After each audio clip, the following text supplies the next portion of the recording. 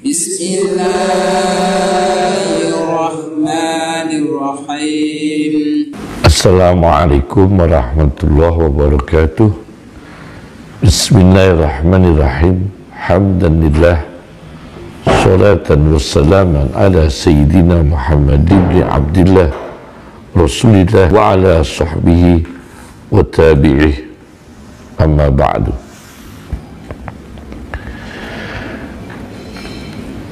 Genealogis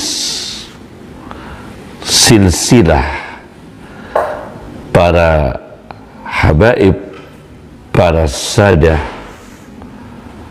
pada Nabi sallallahu alaihi wasallam sebagai keturunan Muhammad Rasulullah sallallahu alaihi wasallam. Di dalam Islam, genealogis para habaib dan para sadah pada Nabi sallallahu alaihi wasallam disebut pertama dengan sebutan kerabatnya Nabi Muhammad sallallahu alaihi wasallam atau qarabatun Nabi sallallahu alaihi wasallam. Di dalam kitab Al-Mu'jamul Kabir karya At-Tabarani jilid 3 halaman 47 hadis nomor 2641, ketika Rasulullah sallallahu alaihi wasallam ditanya mengenai ayat "Qul la as'alukum alaihi ajran illal mawaddata fil qurba."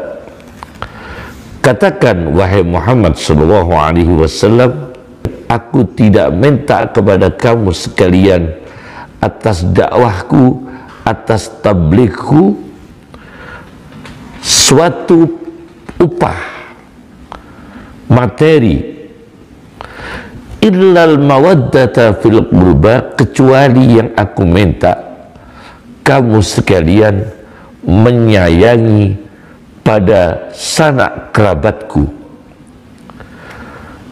Ayat 23 surat Asy-Syura. Para sahabat bertanya, wa man qarabatuka, siapa kerabat engkau ya Rasulullah sallallahu alaihi wasallam yang wajib kita mencintainya, yang wajib kita menyayanginya?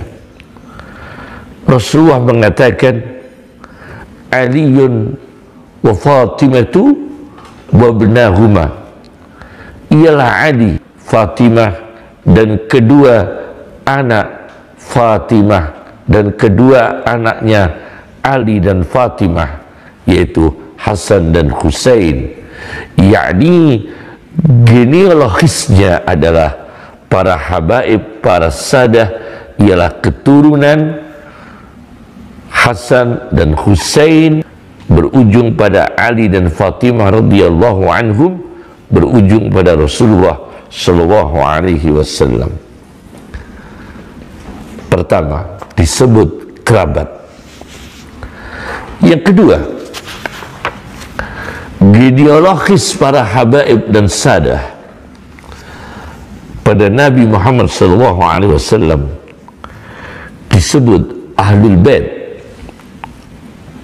Saya baca dalam kitab Sunan Tirmidzi hadis nomor 3205 dengan syarahnya Tuhfatul Ahwazi karya Muhammad Abdurrahman bin Abdurrahim Al-Mubarakfuri, jilid 9 halaman 64-65. Ketika ayat 33 surat Al-Ahzab diturunkan, innama yuridullahu liyuzhiba ankum rijsa ahlal baiti wa yutahhirakum tadhira. Sesungguhnya Allah menghendaki untuk menghilangkan dari kamu sekalian kotoran, wahai ahlul bait, dan Allah menghendaki untuk membersihkan kamu sekalian sebersih-bersihnya. Nah, di sini ahlul bait, ahli rumah.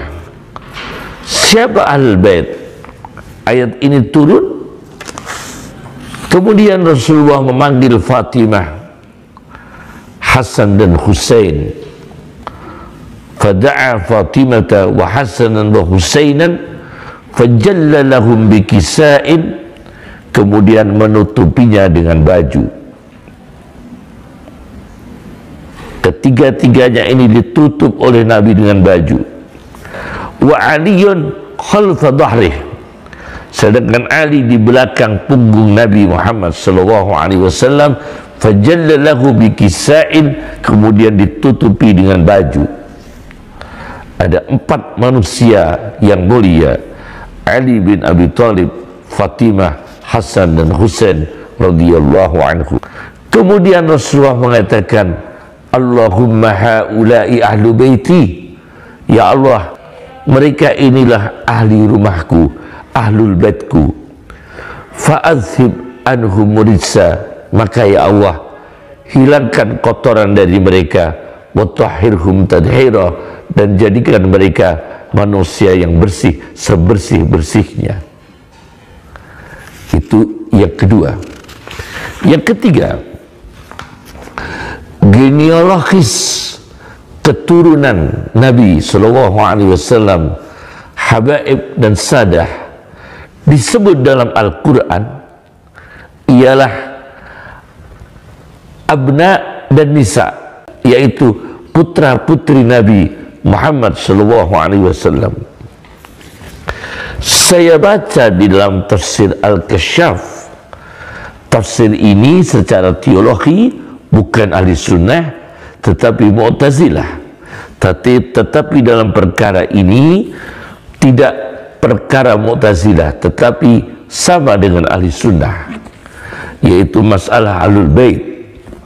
Saya baca dalam tafsir Al-Kasyaf, saya ahlu sunnah wal jamaah, bukan Mu'tazilah. Karya Az-Zamakhsyari di jilid 1 halaman 433-434. Ketika ayat 61 surat Ali Imran turun, yaitu ayat yang mengenai mubahalah, tantangan Nabi mubahalah, tantangan Nabi dengan Nasrani untuk mubahalah, yaitu doa bareng, kemudian siapa yang mendapatkan laknat. Nah, di sini dijelaskan mubahalah Nabi. Ketika itu Nabi bersama siapa?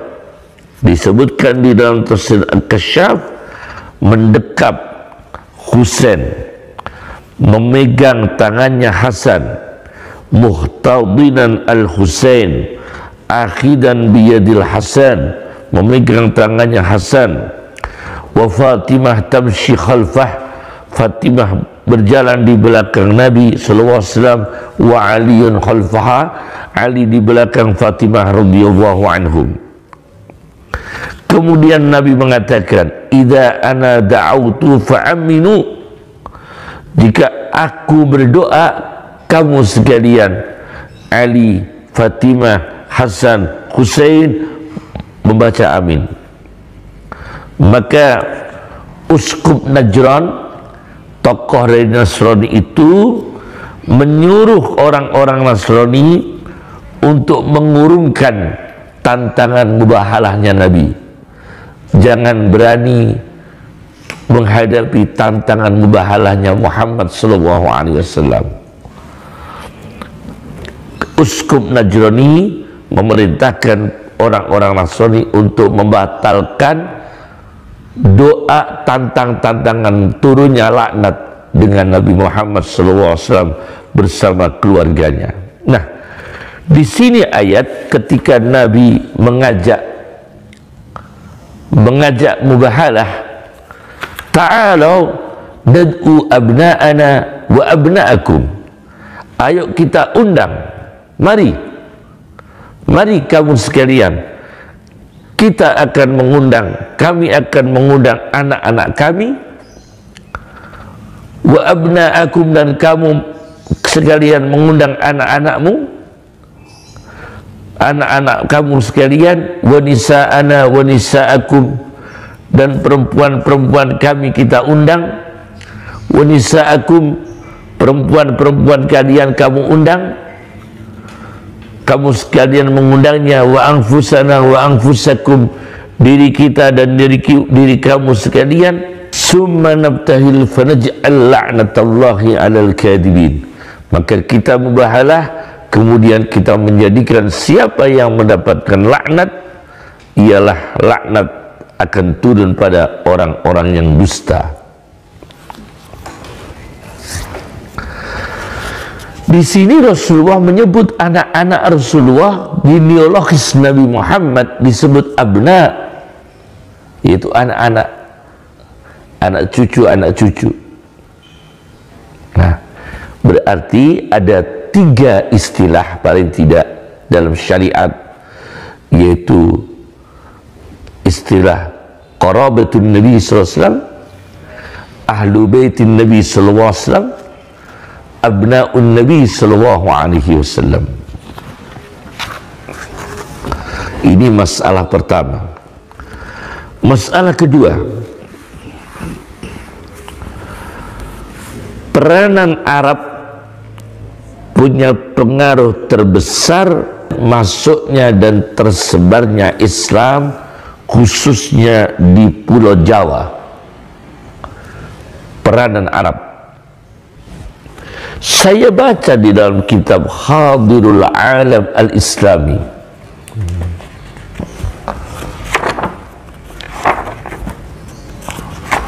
Hadirul Alam Al-Islami,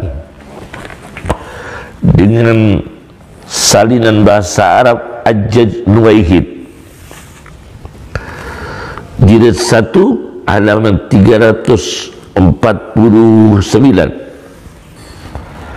Dijelaskan di sini,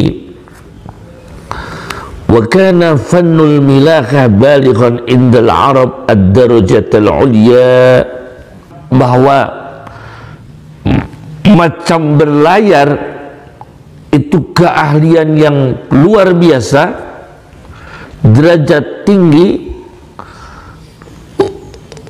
yang dimiliki oleh bangsa Arab. Berlayar mengarungi laut, mengarungi samudra.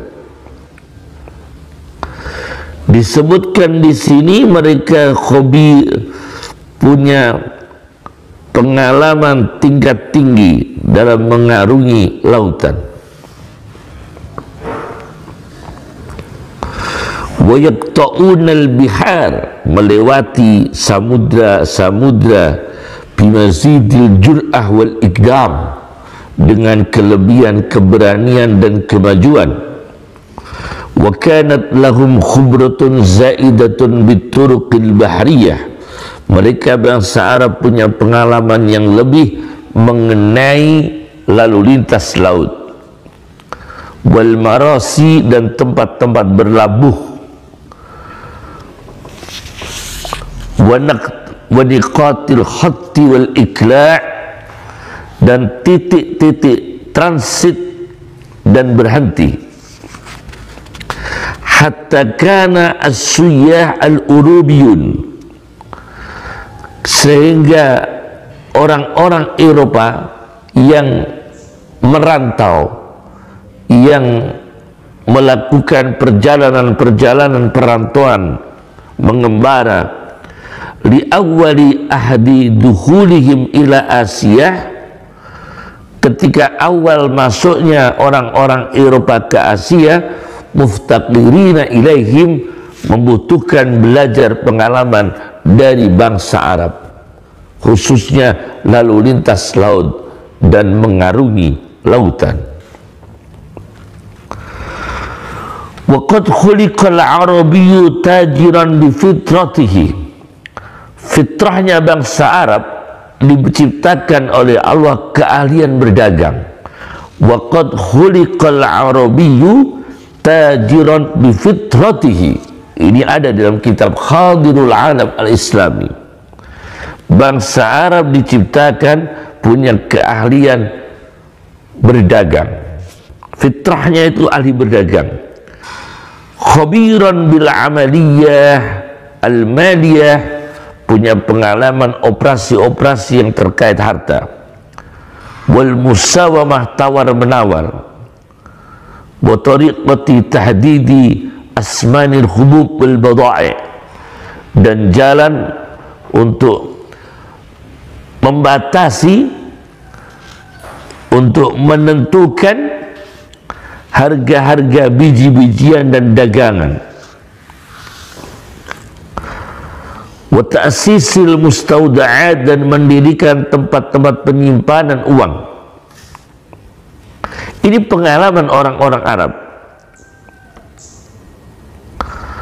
Bahkan wa tariqatis suftajah, dan pengalaman cara surat perintah pembayaran. Orang Arab sudah tahu. Al-hawalah, wesel, orang Arab sudah tahu. Dan itu jauh sebelum Eropa. Nah, falihadihil asbab, karena sebab-sebab pengaruhnya orang Arab ini dan pengalaman orang Arab ini, intasyarat fil Jawa aqidatul Islam. Maka orang Arab datang ke Jawa membawa kemajuan besar, membawa pendidikan ilmu yang luar biasa, membawa kemaslahatan sosial yang luar biasa dengan berdakwah Islam. Aqidatul Islam, akidah Islam tersebar di Jawa. Wa hadaratuhu, dan peradaban Islam tersebar di Jawa. Kemudian dalam kitab Atlasun Tisyaril Islam karya Dr. Syauqi Abu Khalil, sebuah riset tentang Jughrafiah Intisyaril Islam, geografi penyebaran Islam di dunia. Saya baca dalam kitab ini di halaman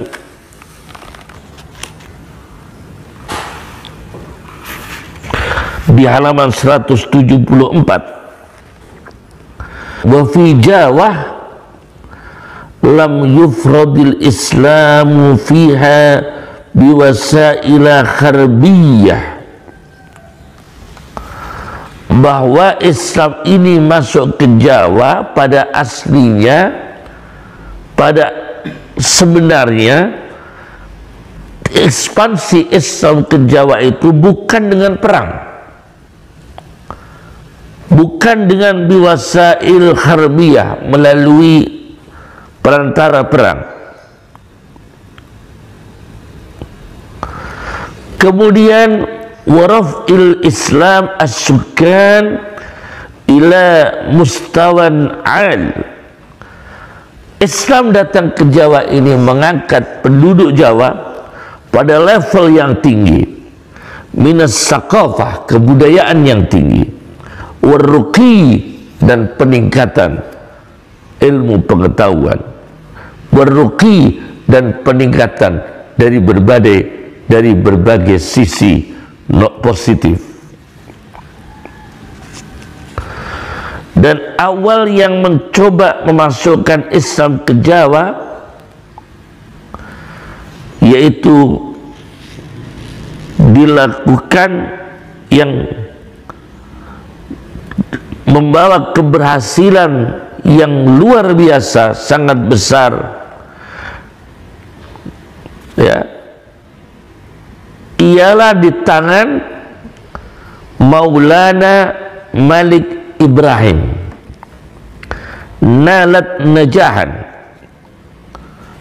yaitu masuknya Islam ke Jawa, dakwah Islam ke Jawa mencapai keberhasilan a'zam yang lebih besar ala yadi syahsin, di tangan seseorang yud'a yang dipanggil Maulana Malik Ibrahim alladhi rasa ala sakhiri Jawa asy-syarqi, yang mendarat di tepi pantai Jawa Timur, fi baldati Gresik, di daerah Gresik. Wafat tahun 1419 Masehi. A'dhamu rusul Islam fi Jawa, para pembawa risalah-risalah Islam ke Jawa yang paling besar pengaruhnya adalah putra Rahmat, Raden Rahmat, wa adkhat Ampel makarrul Islam ar-Raisi fi Jawa, dan Ampel menjadi tempat tetapnya Islam yang paling utama, pusat di Jawa. Wa fi mamlakati Belambangan aqsal hudud asy-syarqiyah li Jawa nasyarul Islam fiha Maulana Ishaq, dan di kerajaan Belambangan paling ujung Jawa Timur Islam disebarkan oleh Maulana Ishaq. Nah, ini terkenal. Genealogisnya adalah Raden Rahmat, kemudian putra Raden Rahmat, kemudian Maulana Ishaq. Ini era dakwah masuknya Islam ke Pulau Jawa. Masalah yang kedua. Sekarang masalah ketiga. Kontribusi genealogis Nabi Muhammad SAW, para habaib, para sadah, pada Islam dan bangsa dan negara Indonesia yang kita cintai. Sebagai contoh, yang di Khali di Solo, yaitu Al-Habib Ali bin Muhammad bin Husain bin Abdullah Al-Habsi, disebutkan dalam kitab Tajul Aras karya Habib Ali bin Husain Al-Attas.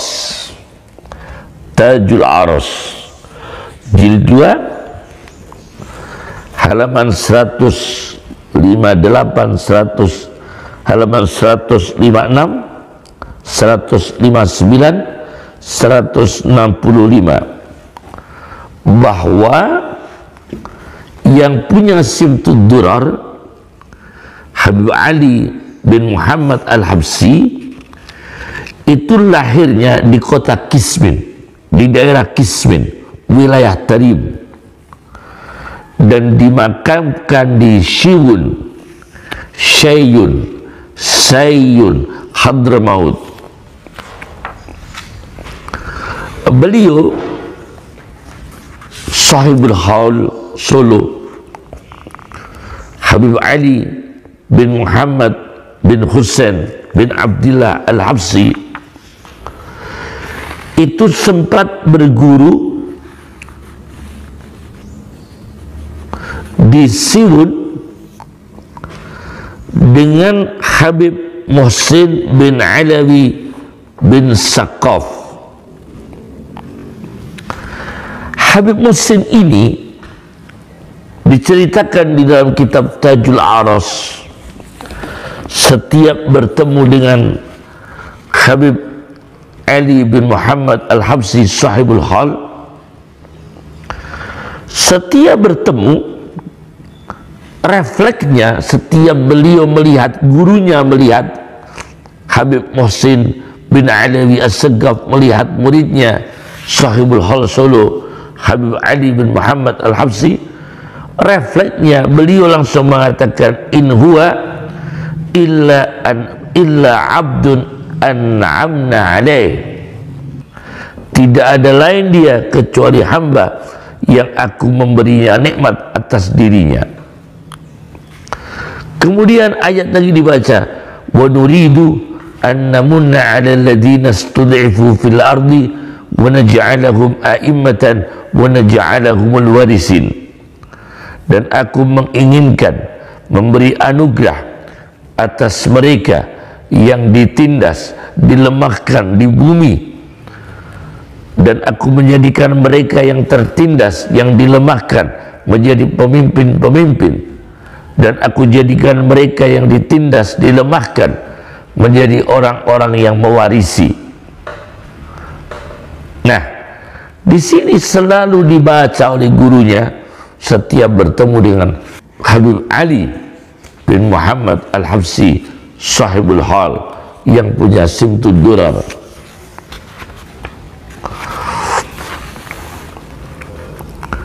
Kemudian setelah beliau wafat, punya putra yang mengadakan hall. Sebelum di Solo, hall diadakan di Siwun oleh Habib Muhammad Ali, putra pertamanya. Kemudian diikuti oleh saudaranya, yaitu Habib Alawi bin Ali, mengadakan hall Habib Ali bin Muhammad Al-Habsyi. Itu diholi lagi oleh putranya yang bernama Habib Alawi bin Ali di Solo. Setelah Habib Alawi bin Ali meninggal dunia, hal dilanjutkan oleh putranya, yaitu Habib Sayyid Muhammad Anis bin Alawi Solo. Jelas genealogisnya Nabi turun menurun. Dari Yaman Allah menentukan, mentakdirkan memberkahi Indonesia, membawa kebaikan di Indonesia, perkembangan dakwah era Sunan Songo, kemudian perkembangan dakwah sampai pada era ulama yang punya Simtud Durar. Ini eranya pesantren, masih ditunggui oleh para habaib. Era awal Islam ditunggui para habaib, ditunggui oleh bangsa Arab. Era perkembangan Islam sudah maju, banyak orang menjadi ulama, banyak pesantren, masih ditunggui oleh sahibus Simtud Durar. Dengan hadirnya putranya ke Indonesia, dengan ajarnya cucunya Muhammad Sayyid Muhammad Anis bin Alawi di Indonesia, sampai saya baca dalam wasiatnya Habib Ali bin Muhammad bin Husain Al-Habsyi dalam kitab Majmu' Wasaya wa Ijazat, kumpulan wasiat dan ijazah-ijazah, wasiat dan ijazah-ijazah Habib Ali bin Muhammad bin Husain Al-Habsyi yang dikholi di Solo, yang punya Simtud Durar. Di dalam halaman 49-50 beliau memberikan pesan pendidikan etika dan akhlak manusia, dan ini dibutuhkan oleh dakwah di Indonesia. Beliau memberikan wasiat apa? Yaitu antatahhallaqa bi ahlakil asfiya, kamu berakhlak dengan akhlaknya orang-orang yang jernih, pilihan Allah, minas sadah, dari para habaib, daripada sayyid al-a'imah yang memimpin kita. Apa akhlak mereka? Wa huwal i'rad anil kaun jumlatan wahidah, yaitu mereka total, bukan fatalistik, yakni total bersandar kepada Allah meskipun dengan usaha di dunia, tapi total menyandarkan kepada Allah. Berhasil dan gagal itu Allah yang menentukan, menang dan kalah Allah yang menentukan. Yang penting menyampaikan kebenaran, mendakwahkan Islam, membawa kemaslahatan untuk bangsa dan negara. Wa ihtimalul ada min kulli muslim, menahan diri, menyabarkan diri meskipun disakiti dari sesama muslim. Wuluzumul uzlah, yaitu membiasakan diri menetapi uzlah, mengasingkan diri, tidak bergaul dengan orang-orang fasik dan tidak bergaul dengan mereka yang melakukan hal-hal yang tidak bermanfaat. Wa badrul ma'ruf li ahli la ilaha illallah, dan memberikan apa yang terbaik, apa yang baik kepada ahli la ilaha illallah. Wa irsyadu jahilihim, dan membimbing orang-orang la ilaha illallah yang masih level bodoh supaya dibimbing. Wa nasihatul dhalihim, dan orang-orang yang ahli la ilaha illallah tapi masih ada kesesatan, masih ada penyimpangan, masih ada bid'ahnya, supaya dinasihati. Wal afu an dhalimihim, dan memaafkan dari orang-orang muslim yang ahli la ilaha illallah. Siapa yang zalim di antara mereka, kita berusaha untuk memaafkan. Wa husnul dhanni bihim jami'ihim, dan berprasangka baik pada seluruh sesama umat Islam. Jangan malah dengan orang Islamnya sendiri berprasangka buruk, malah menabrak sesama muslimnya, memusuhi sesama muslimnya, menegakan, memenjarakan sesama muslimnya, menegakan, tidak memaafkan orang-orang sesama muslimnya, sampai di penjara, sampai meninggal di penjara. Tiga-tiganya tidak memaafkan. Wa kadmul ghaidhi anhum, dan menahan marah dari sesama muslim ahli la ilaha illallah. Wal mubalaghah asyadidah fi kaffil adha anhum, dan sangat-sangat keras untuk mencegah jangan melukai sesama muslim. Umumnya pada seluruh manusia, muslim atau non muslim, tidak boleh kita sakiti, tidak boleh kita aniaya, tidak boleh kita teror, tidak boleh kita berlaku jahat, berlaku radikal, berlaku ekstrim terhadap muslim maupun non muslim. Kata Sahibul Hal Habib Ali bin Muhammad bin Husain Al-Habsi,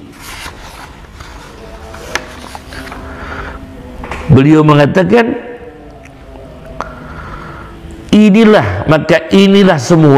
maka itulah semua dari akhlak-akhlak yang baik. Dan kalau ini dilakukan, kamu akan mencapai kebahagiaan yang abadi, kalau ini dilakukan, maka akan dicapai sa'adatul abad, kebahagiaan yang abadi. Tunalu manazilul kumal, diperoleh derajat-derajat orang sempurna, min ibadillah as-salihin, dari hamba-hamba Allah yang saleh.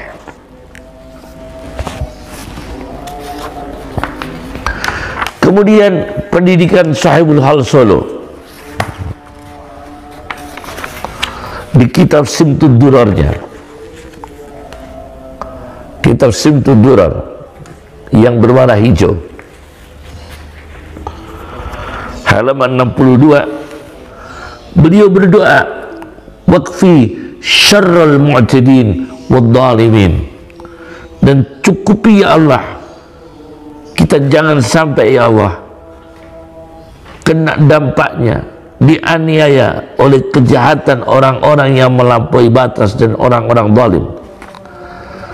Wabsutil adla, dan lapangkan nyawa keadilan, biwulatil haq, pada penguasa-penguasa yang benar dan penguasa-penguasa yang di jalan yang benar, fi jami'in nawahi wal aqtar, di seluruh arah daerah-daerah, wal aqtar, dan negeri-negeri.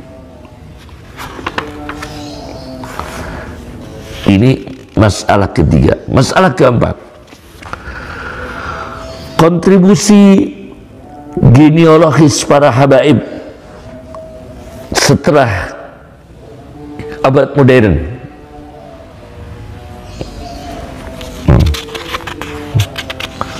Kontribusi genealogis para habaib, para sadah, khususnya di negara Indonesia. Saya baca di dalam kitab Al-Hadarim fil Mukhitil Hindi, yaitu orang-orang Hadramaut di Samudra India, izhamat kontribusi mereka fi mujtama', di dalam kemasyarakatan, waqtisad, ekonomi, Janub Syarqi Asia, yaitu selatan Asia Timur. Nah, saya baca ini kitab. Ini kitab diterjemahkan oleh doktor, ya, dengan terjemah Dr. Abdurrahman Al-Kaf, Dr. As-Sayyid Abdurrahman Al-Kaf.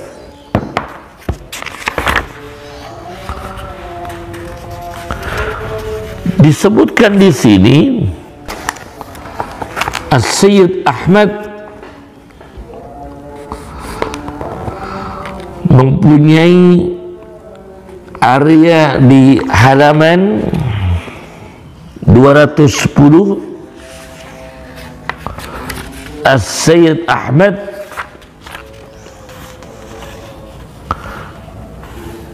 dari Hadramaut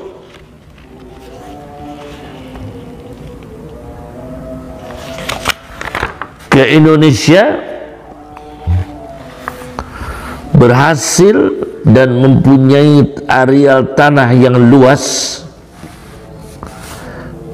di Jakarta,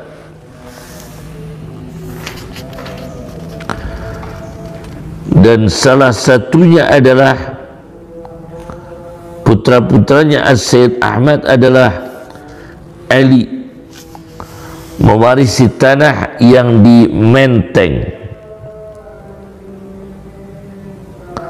Wa tumkinu min tawsi'atiha, dan luasnya itu sangat mungkin hatta Cikini, sampai daerah Cikini. Dan Ali ini putranya Sayyid Ahmad dari Hadramaut,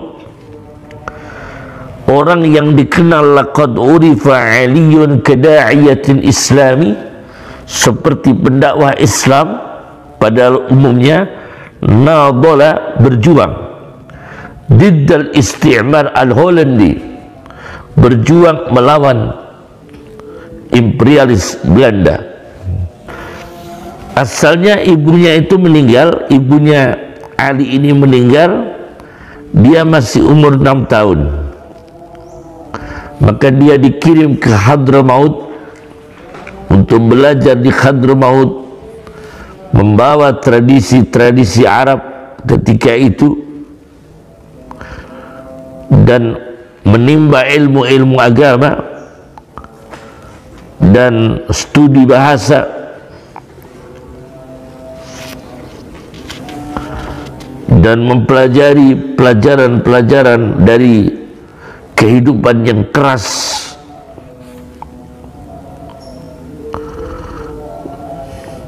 ya, kehidupan yang keras dan kehidupan di padang pasir bagaimana bisa senang hidup di padang pasir. Setelah itu dia Ali kembali ke Indonesia umur 17 tahun, membantu ayahnya bekerja, dikenal dengan Ali Menteng. Jadi ini orang yang kaya raya, yang banyak berkontribusi untuk bangsa dan negara, yang dikenal dengan Habib Ali Menteng. Jelas ya, peranan genealogisnya Sadah Habaib keturunan Nabi Muhammad SAW. Yang terakhir, masalahnya kelima adalah lembaga Rabithah Alawiyah atau dikenal Rabithah Alawiyin, yaitu lembaga organisasi Habaib Indonesia, berdiri 27 Desember 1928.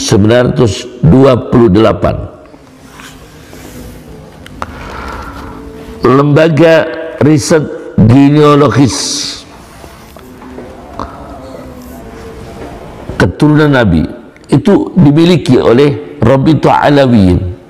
Diriset dulu apakah ini keturunan Nabi, apakah meragukan sebagai keturunan Nabi, itu diteliti dulu oleh lembaga tersebut. Maka lembaga ini bisa dikatakan lembaga yang punya peranan riset genealogis Sadah Habaib, apakah betul-betul keturunan Nabi atau tidak. Jadi ada dan besar para habaib di Indonesia ini sampai punya lembaga Rabithah Alawiyin. Dan peranan ini sebagai semangat untuk aktualisasi apa yang direkomendasikan oleh Nabi Muhammad SAW dalam hadis yang diriwayatkan oleh Sunan Tirmidzi, hadis nomor 1979 dengan syarahnya Tuhfatul Ahwazi karya Muhammad Abdurrahman bin Abdurrahim Al-Mubarakfuri, jilid 6 halaman 103. Rasulullah SAW bersabda, ta'allamu min ansabikum ma tasiluna bihi arhamakum. Studilah kalian, belajarlah kalian, risetlah kalian dari nasab-nasab kalian, genealogis. Nah, selama ini riset yang luar biasa terjaga keakuratannya adalah risetnya para habaib, risetnya para sadah.